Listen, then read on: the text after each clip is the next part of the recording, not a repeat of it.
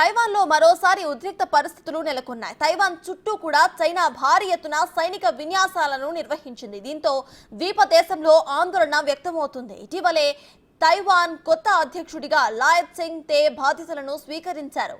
ఆ ప్రసంగంలో ఆయన చైనాకు వార్నింగ్ కూడా ఇచ్చారు. తమను బెదిరించడం మానుకోవాలని స్పష్టం చేశారు ఆయన.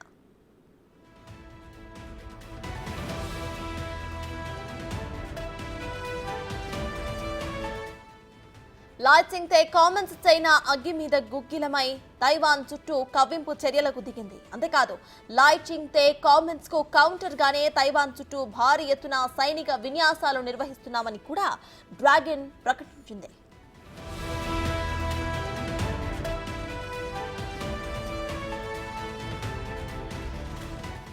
నిన్న ఉదయం నుంచి తైవాన్ చుట్టూ పీపుల్స్ లిబరేషన్ ఆర్మీ మిలిటరీ విన్యాసాలు మొదలుపెట్టింది. తమను రెచ్చగొట్టే వ్యాఖ్యలు చేస్తే ఊరుకునేదే లేదని చైనా హెచ్చరించింది.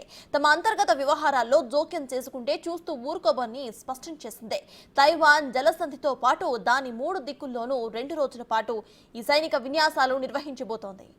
అంటే ఇవాళ కూడా మిలిటరీ విన్యాసాలు జరగబోతున్నాయి.